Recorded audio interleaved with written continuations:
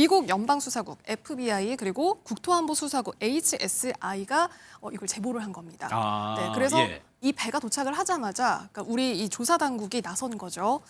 알고 봤더니 이 강릉 옥계항에 입항하기 전에 이 배는 우선 국적은 노르웨이 국적의 화물선입니다. 노르웨이. 네. 그런데 멕시코를 출발을 했고요. 에콰도르, 파나마, 중국까지 거쳐서 우리나라 강릉 옥계항에 입항을 했는데요.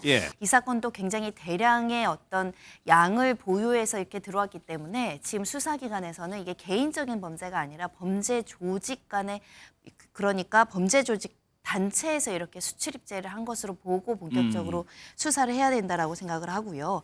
이 합동수사팀이 이 공모의 여부라든가 그리고 적발된 마약의 출처 그리고 밀반입 경로 그리고 관련 최종 목적지들을 수사하고 있다라고 하는데요. 우리나라 기본 양형상 수출입죄 그것도 대량범 같은 경우는 기본 양형이 10년이 넘습니다.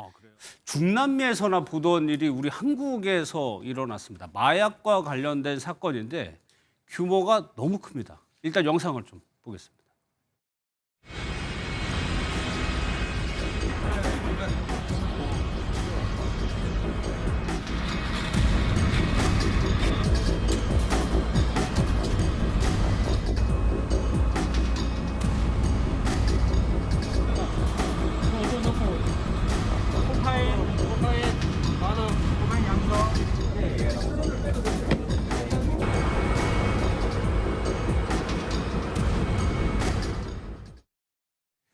지금 마약을 적발하는 영상인데 강릉에서 일어났던 일입니다. 옥계암 무역선을 선박을 조사해봤더니 무려 2톤 규모의 마약을 적발한 겁니다.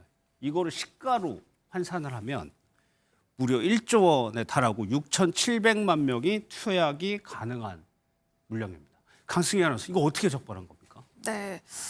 우선 이 강릉 옥계항에 이 선박이 정박을 하면서 이 조사가 이뤄지게 됐습니다. 우선 우리 관세청이 이걸 적발을 했는데요. 어떻게 된 거냐면 그 미국 연방수사국 FBI 그리고 국토안보수사국 HSI가 이걸 제보를 한 겁니다. 네, 그래서 이 배가 도착을 하자마자 그러니까 우리 이 조사 당국이 나선 거죠. 알고 봤더니 이 강릉 옥계항에 입항하기 전에 이 배는 우선 국적은 노르웨이 국적의 화물선입니다. 노르웨이. 네. 그런데 멕시코를 출발을 했고요. 에콰도르, 파나마, 중국까지 거쳐서 우리나라 강릉 옥계항에 입항을 했는데요. 그런데 이번에 이 적발된 마약의 규모가 최대 규모입니다. 역대 최대 규모예요. 우리나라에서는요? 네, 그렇습니다. 그렇기 때문에 지금 이 배 규모만 하더라도 한 32,000톤급 굉장히 큰 배거든요. 근데 이 안에서 현재 그 아까도 보셨습니다만 코카인이 확인이 됐습니다. 이 비닐로 겹겹이 포장된 상자 57개 정도 분량의 이 상자 하나당 20에서 30kg 정도 되거든요. 네, 이게 한 57개 정도가 이 배 안에서 적발이 됐습니다. 57개의 상자 그 안에 코카인이 들어있었고 그게 무더기로 지금 적발이 된 건데 여기 한번 보면요. 이 선박이요. 멕시코에서 에콰도르, 파나마, 중국을 경유해서 강릉 옥계항까지 온 건데 강원아나운서 이거 왜 이렇게 복잡한 겁니까, 경로가? 네, 아무래도 이 경로를 좀 세탁하기 위한 그런 과정으로 좀 추정이 되고 있는데요. 최근에 미국하고 캐나다가 어떤 국경이 좀 강화가 된 분위기잖아요. 그렇다 보니까 이 국제 마약 조직, 이것도 지금 마약 조직이 연관돼 있을 가능성이 좀 높다고 보고 있습니다. 근데 이 마약 조직이 아시아 같은 새로운 판로를 지금 개척을 하는 그런 분위기거든요. 네, 그렇기 때문에 남미 쪽에서 생산된 마약이 이렇게 멕시코, 파나마 쭉 거치면서 우리나라까지 들어온 걸로 보이고요. 앞서 말씀드린 것처럼 경로를 세탁하기 위한 게 아닐까 지금 이렇게 추정을 하고 있습니다. 아시아가 새로운 시장으로 개척당하고 있다는 얘기가 되는데 이 부분이 좀 주목해야 될 것 같은데 손정현 변호사님 지금 운반책 잡았습니다. 이들 처벌 근데 어떻게 해요? 우리나라 마약 범죄의 체계와 관련해서는요. 수출입죄 그리고 이렇게 대량범으로 많은 양을 유통하기 위해서 우리나라로 들어오는 경우를 가장 강력하게 처벌하고 있습니다. 이 사건도 굉장히 대량의 어떤 양을 보유해서 이렇게 들어왔기 때문에 지금 수사기관에서는 이게 개인적인 범죄가 아니라 범죄 조직 간의 그러니까 범죄 조직 단체에서 이렇게 수출입죄를 한 것으로 보고 본격적으로 수사를 해야 된다라고 생각을 하고요. 이 합동수사팀이 이 공모의 여부라든가 그리고 적발된 마약의 출처 그리고 밀반입 경로 그리고 관련 최종 목적지들을 수사하고 있다라고 하는데요.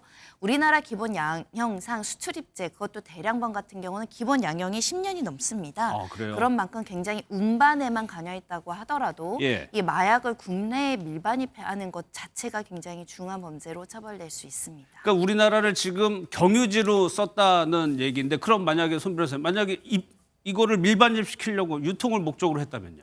그러니까 우리나라는 마약을요 단순 투약 소지만으로도 처벌하잖아요. 가지고만 있어도? 그러니까 유통하려고 그 목적 자체가 수출입 목적이라고 한다면 그 자체 단순히 거점으로만 삼았다라고 하더라도 모두 다 처벌될 수 있다는 점을 말씀드렸고요. 예. 그리고 범죄 단체 조직죄로 이번에 마약 범죄 수사를 개시하는 경우 굉장히 많습니다. 그런 측면에서는 모든 행위 자체가 굉장히 엄격하게 다스려질 수 있는 것이고 국제 공조 수사를 통해서 전체 조직을 지금 잡아야 되는 상황인 만큼 예. 철저한 수사가 필요해 보입니다. 근데 조 변호사님 좀 우려되는 부분이 아까 아시아 시장을 개척하고 있다는 표현 때문인데 우리가 마약 청정국이라고 우리나라를 불렀습니다. 여기에 대비해야 될 거 아닙니까? 예, 맞습니다. 변호사님이 말씀해 주신 것처럼 사실 국제 공조가 첫 번째로 제일 중요하다고 예. 생각이 듭니다. 이제 아무래도 지금 상황이 이제 특정 이제 몇몇 나라에서 이제 반복적으로 유입이 되는 것이 어느 정도 이제 추적이 되는 상황인 거거든요. 이제 이런 이제 그런 특정 나라들을 대상으로 이 마약 수사관 뭐 현지 파견 그런 인력을 늘린다든지 해서 뭐 합동 수사, 뭐 정보 수집 이제 이런 단계에서부터 좀 협조가 많이 필요할 걸로 보이고요. 또 2024년 9월부터 이 말씀해주신 아시아 국가 간의 이 마약 범죄 대응하는 그 실무 이 협의체가 발족이 됐습니다. 예. 이렇게 계속 이제 노력을 하고 계시는 걸로 보여요. 그래서 이제 국가 간에 뭐 실시간 정보를 공유하고 같이 대응을 하는 이런 노력이 가장 중요하다고 좀 생각이 들고요. 그 외부적인 반입을 막는 것뿐만 아니라 또 유통을 억제를 하는 것이 또 중요하다고 생각이 드는데 아무래도 요새 이제 뭐 매체들이 워낙에 발달을 하다 보니까 이 내부 유통망이 또 이 온라인을 통해서 무분별하게 많이 유통이 되고 있는 걸로 그렇게 파악이 됩니다. 예. 이제 이런 부분에 이제 또 수사기관도 적극 대응을 하고 있는 걸로 보이기는 합니다. 뭐 온라인 마약 수사 이제 대응팀이 이제 대대적으로 신설이 됐고, 그래서 이제 이런 부분에 있어서도 이 수사나 추적 부분에 있어서도 뭐 기술적으로 또 AI 기술이 도입이 된다든지 또 그런 가상자산 이제 그런 흐름을 추적을 한다든지 그런 기술적인 또 고도화도 필요하지 않을까 그런 부분이 좀 생각이 듭니다. 알겠습니다.